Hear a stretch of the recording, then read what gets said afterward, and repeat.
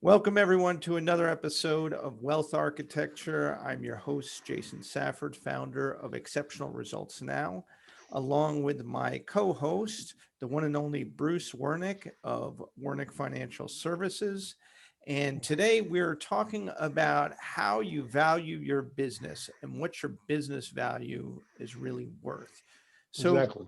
Bruce, if I am a business and I'm, just curious to know what is my business really worth? How do I go about that? Well, there's multiple ways. It.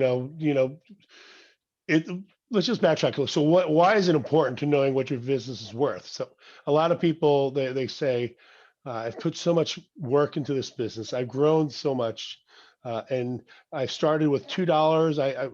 Or you know what? I started when I didn't have two nickels to rub together to get a sandwich, but uh, they get to a point where they get the business starts running an automated process. They're get to a point where they say, oh, I've got some people knocking on the doors. They're interested in buying it. Oh, I'm not going to take first the first person to come out. You know, we need to know exactly what the business is worth and how do we get to that. There's really so knowing what that answer is, it's very important because it will have an impact both professionally and on your personal side of your life. So you know your business is, besides your home, is probably your most valuable asset. Right. So it's important to know what that's worth and to develop a proper understanding of the value. There's a way to do it, and it comes in from knowing what assets you have in it, and knowing how much sweat equity you put into it, knowing the value of your employees that actually work with you. Let's So let's talk about that a little bit because it sounds like, one of the things about getting your business valued is simply just like a regular health checkup. You started your business and you are going about it on a daily basis. At what point do you know that your business is really healthy? um, your business is really healthy when, like I said, everything seems to be working on all cylinders. Hmm. You know, And what does when that mean? there's more, like we refer to this a lot, when there's more money at the end of the month than there is month. Okay. Are you able to reinvest back into the company? Are you able to take that money when you're operating, when you're able to give bonuses and not have to worry about where's that money coming from? When you're able to go at the end of the week and say payroll is going to be made. Yeah. That to me is knowing that your business is healthy, and you're able to not worry about keeping the lights and the bills paid. That's a good point of it. So So there's go ahead. sorry, I was going to say, so if I'm a business owner and I'm, looking at my, you know, normal weekly flow of business, monthly requirements, what are the standard things that I have to do on a monthly basis for my business? If those concerns are being met without issue, then I'm pretty healthy. So, do I still need to get a business valuation at that point? Yes, I would recommend that our clients value their business every 2 years because things change in the business. What may be valuable at 1 year may have changed. Your business may have increased in value. You may not know it. You may just be underselling yourself, um, because you never know what the market value is going to be.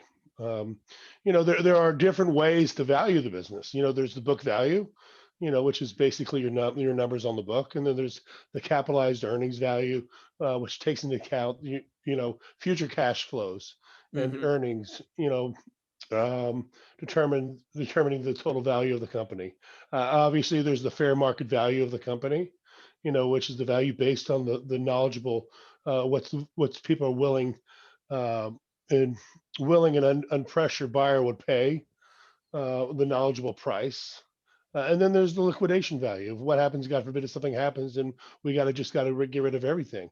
So there's those different ways to value the business. So, Well, and aren't there other assets that people don't think are important assets? Like, for example, with a lot of businesses, your customer list is a undervalued asset, especially if you're an online business or you're a business where you've got a consistent number of customers that not only make a purchase from you, but they have a recurring purchase value with you. Right. So that's a very good point, because there's the value that you actually have in your head, and compared to those other values that I mentioned. Hmm. Um, and I see this a lot of times. People say, I'm not going to get anything from my business. The business is me. It's my relationship with my clients. Right. Um, so that's when you go to sell the business. That's why it's important the buyer, whoever's coming to buy the business, sees the value in you. And while your exit may be, I'm selling, I'm getting out, maybe the only way to get the most for the sale of the business is to have you on board for the next couple of years to make that transition, to adapt your your customers to the new buyer, Right. to bridge that gap of that relationship, to make sure that Is that person coming in can take over that relationship, and the value is there. is part of the challenge the fact that you just read off several different ways to value a business? Is part of the challenge the fact that value in and of itself is not a black and white concrete definition? Yeah, exactly. Because, like I said, the value is your blood, your sweat, your tears, your family neglect, Hmm. because you built that into it. And Um, I mean, just to take a tangible asset like real estate, there's a great quote, that a building is worth what somebody's willing to pay for it. So you could have an appraised value of a billion, and then you have a market like we currently are in, where nobody expected, because of a pandemic, that real estate properties were going to be purchased for way more than whatever the appraised value was, because there's a finite number of homes, and there's a growing demand by people for those homes. So that's a tangible asset value. But when you talk about a business where there are a lot of things that go into the business in terms of your blood, sweat, tears, and other um, intangibles that we don't think of, what they call your goodwill, right. and not only your relationship with your customers, but maybe your relationship with your community, your recognition, your brand on a local, regional, national scale. All of these things could have value that you don't consider. Exactly. And that's why when we go into the evaluation, we want to definitely want to pinpoint, do you own your building? I mean, because that outside is yeah, my value of my business is $10 million, but my building's worth eight, is worth eight right there. So when someone comes in, you have to take consideration when you're selling the business. Are you selling the building too, or are you just selling the business? Right. Right. So that's the point that we got to look at when we're talking about these things. Um, And and also, it brings up another point, which is when you're building your business and you're growing your business, how are you thinking about your value growing? Because, and that's a conversation you have to have with somebody, is to understand, are you really, putting enough value into the business as you're building it? right. So having the question, like yes, is when do you need to know what your business is worth? Because it's just another measure of the business's health and success. Hmm. I asked that from the beginning. What there was the top three reasons why business owners want to know what the business is worth is because they want to know what the value of their health of the business is. Right. You know, Right. And you know, and another thing just to think about this too, Bruce, is that, would an investor be more interested in a business where the owner entrepreneur has, thought about things like insurance and put things like insurance in place for the business? definitely, because one of the things that we look at when we're looking to sell a business is, what would happen if during the sale something was to happen to the owner of the business, whether they pass away, or worst case scenario is not that they pass away, is that they become disabled. Right. So we want to make sure that that there are those um, strategies in place to ensure and to protect the business, that it can continue running, and that your next in line knows that they're the next in line. That's another thing. A lot of times the successor doesn't even know that the successor is in place. So Right. it's important when we go into these evaluations and we go into, they need to know who, well, unless you're going outside the business, if you're if the business owner is planning on passing it on to a family member or a key employee in the person, you need to have that in place, because what happens if that key in person or the son comes along, and God forbid something happens to that person, now you're going to have to spend a lot of money, a lot of resources to go search for someone to replace that person. That's Yeah. why the key in person, a key man insurance policy is very vital to have on these people. Um, And and the other, go ahead. is a key man insurance policy very expensive? No, there's a difference between price and cost, Okay. right? The cost, um, the price may be a little bit high, but the Hmm. cost is a lot more important to look at, because it's going to cost you a lot more down the road if you don't pay the price that is needed to be paid.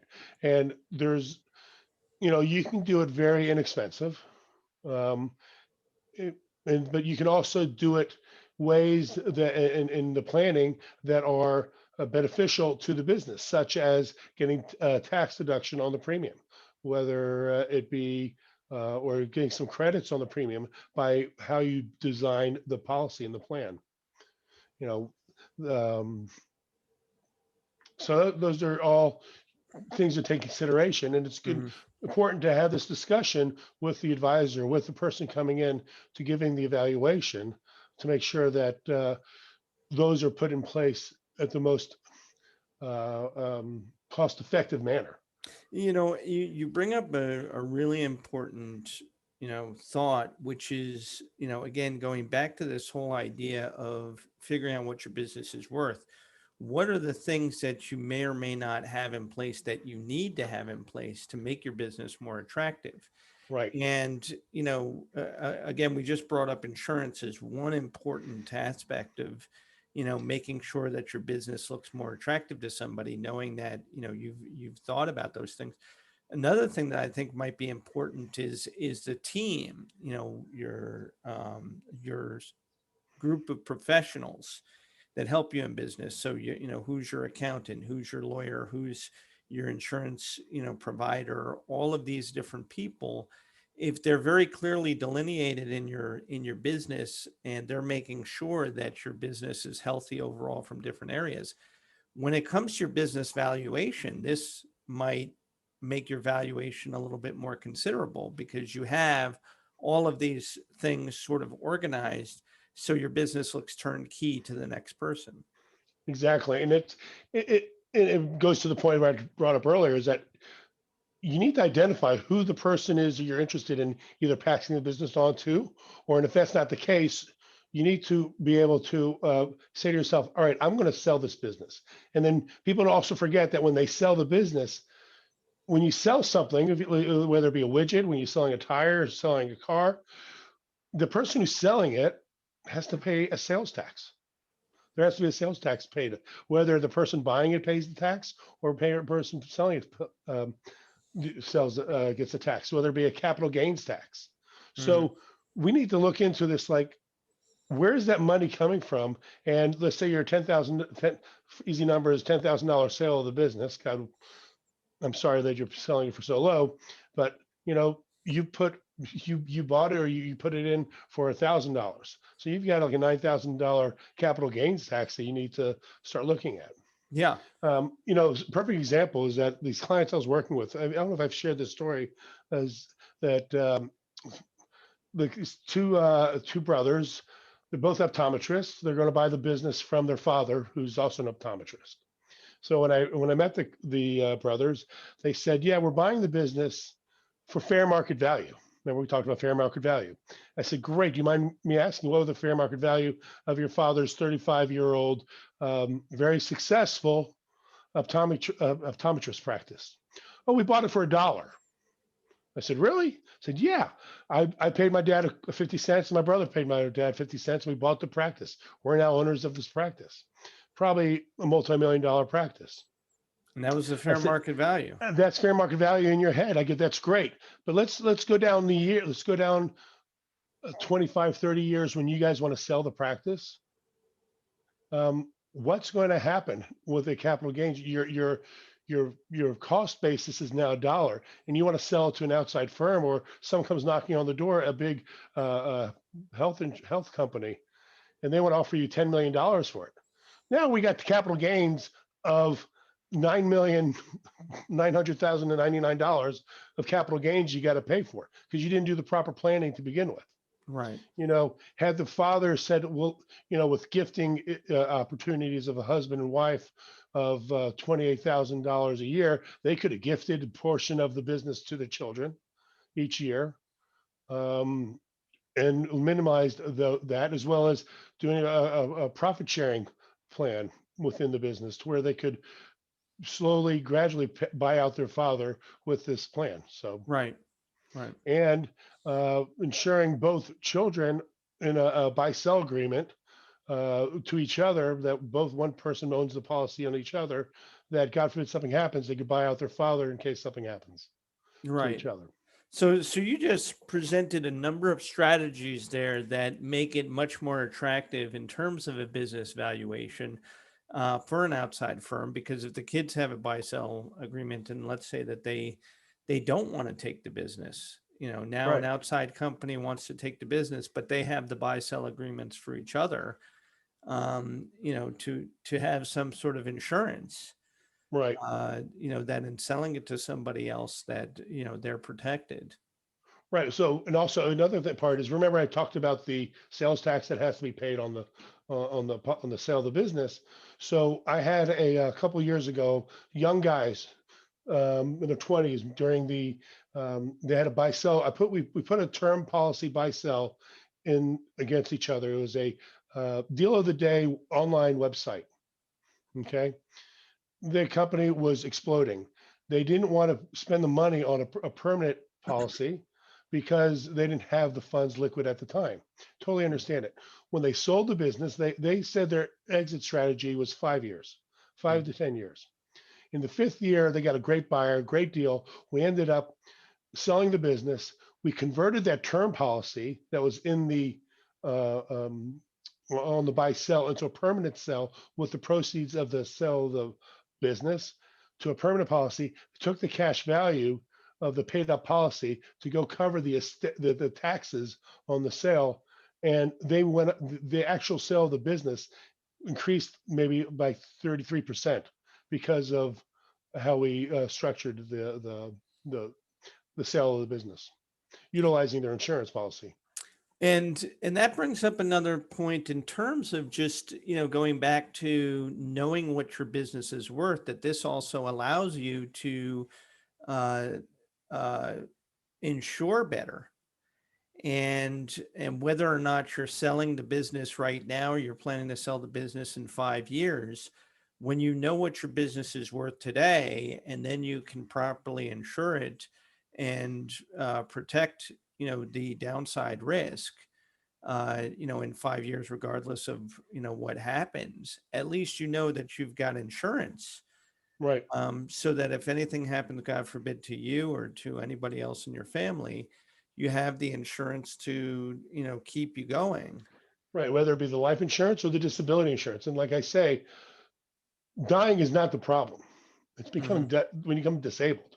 Yeah. When you're still alive and you're, for lack of a better term, you're still an expense to the bottom line, Yeah. because and now that expense has increased threefold because you now need medical care, and your Hmm. health insurance isn't going to take you so much so far. And if you Yeah. need a nurse to come in, health insurance doesn't cover that. And that's why it's important to have um, in your disability buy sell or disability insurance, you have to include catastrophic coverage, Hmm. Hmm. which would cover the cost of a nursing home or the cost of a nurse to come to the house. So these are things you have to really look at.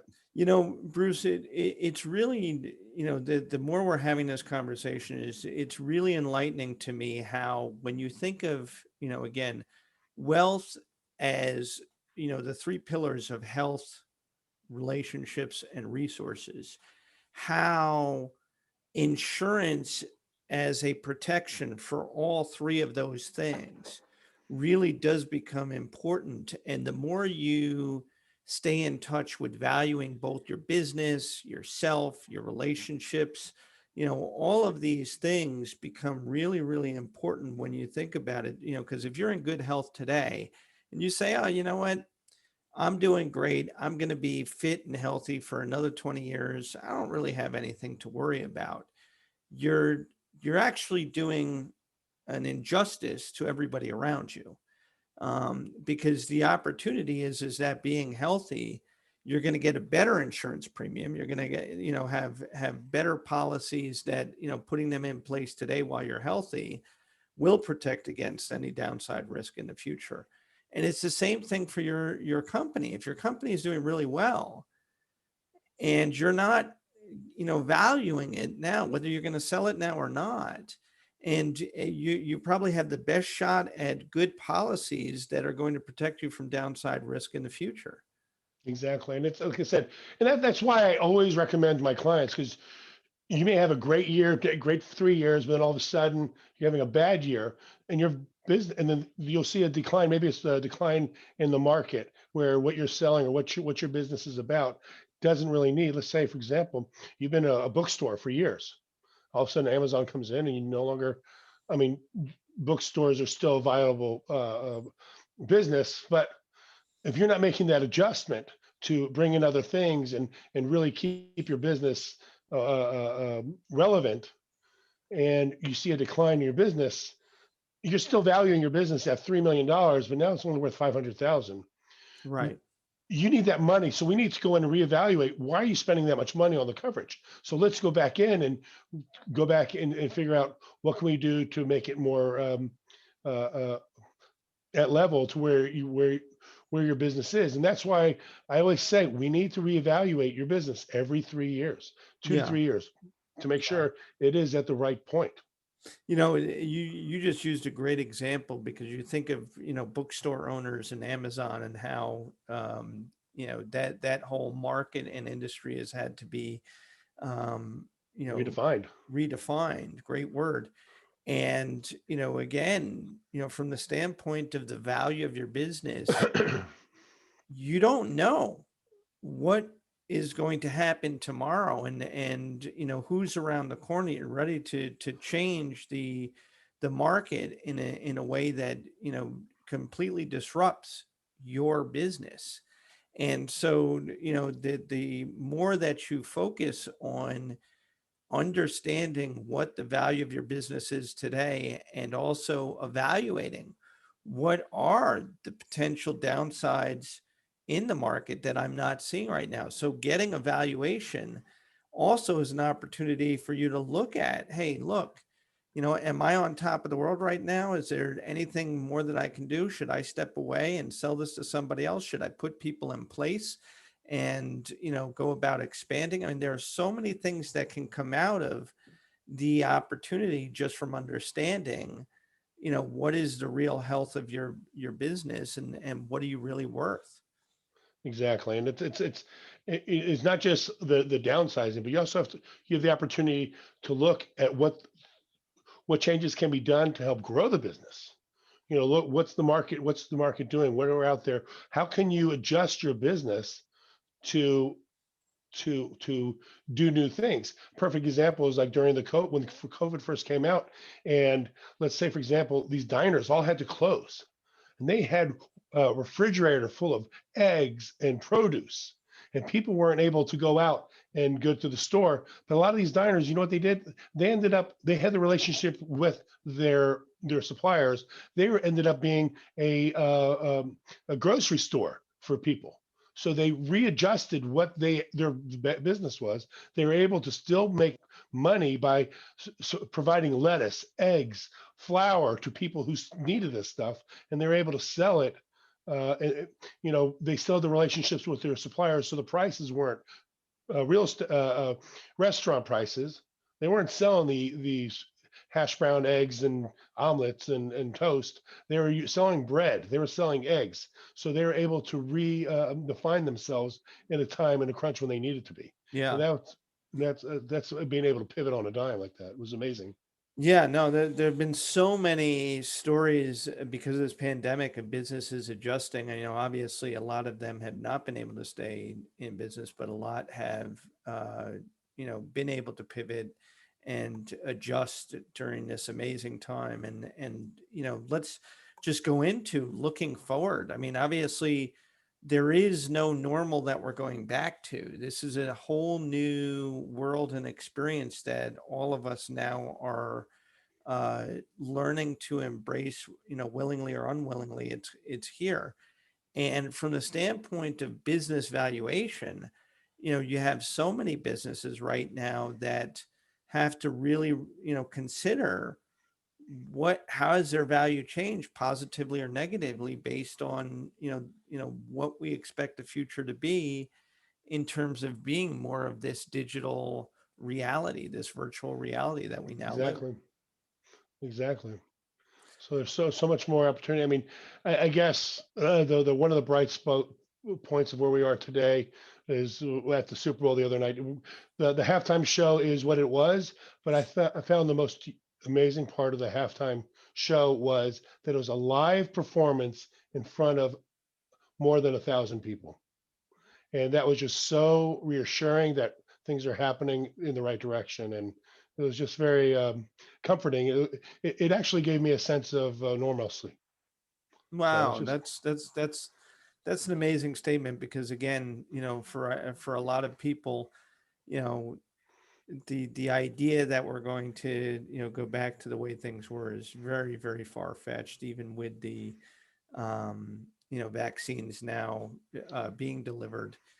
Because again, there's still that hesitation, even with the right. vaccines. We've gotten used to this world. So, you know, I what I'd like to ask you, in final closing, is once you have it, an understanding of your business value, what is the direction forward? Um, once Right. you know what your business is worth. Well, once you know the business worth, you need to decide what are you going to do with it. Are you going to keep it? Hold on.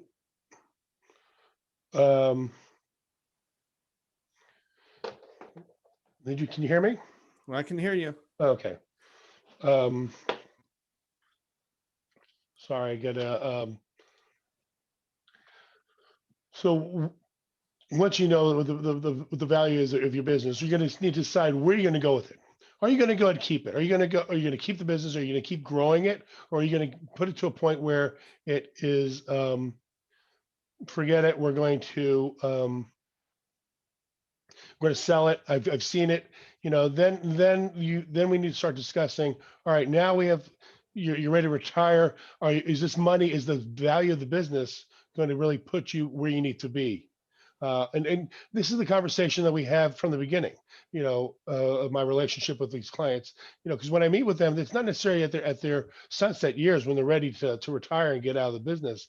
The best time to know the value of business is the day you start, Yeah, because that way, when we're talking, remember we start talking about the planning.